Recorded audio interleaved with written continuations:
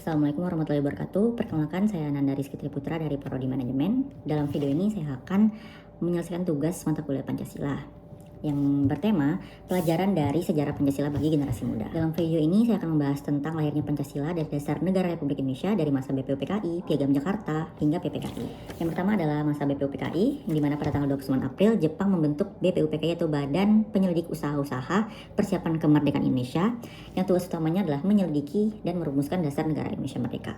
BPUPKI tersendiri ini mengadakan sidang pada tanggal 29 Mei sampai 1 Juni. Dalam sidangnya ini ada 3 tokoh yang mengusulkan rumusan dasar negara, yaitu Muhammad Yamin, Mr. Supomo, dan juga Insinyur Soekarno pada tanggal 1 Juni. Insinyur Soekarno merupakan orang yang pertama kali mengusulkan nama Pancasila sebagai dasar negara. Nah, setelah sidang BPUPKI ini, dibentuklah Panitia 9 yang bertugas untuk menyempurnakan rumusan dasar negara. Nah, pada tanggal 22 Juni, panitia ini menghasilkan Piagam Jakarta.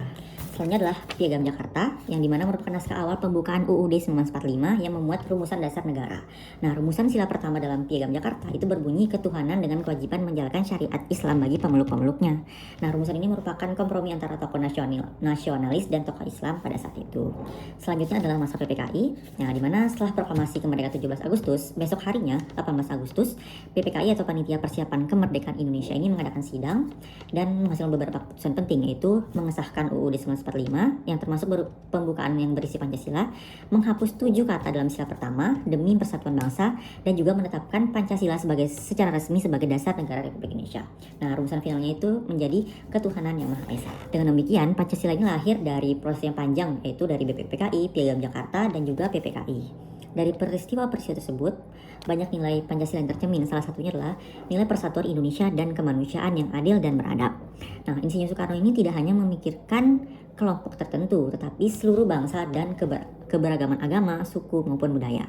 Semangat persatuan dan kemanusiaan menjadi pondasi utama dalam rumusan Pancasila pada hari itu. Kita juga belajar bahwa kemerdekaan Indonesia ini lahir dari pemikiran yang matang dan juga sangat tulus untuk menyatukan bangsa Indonesia.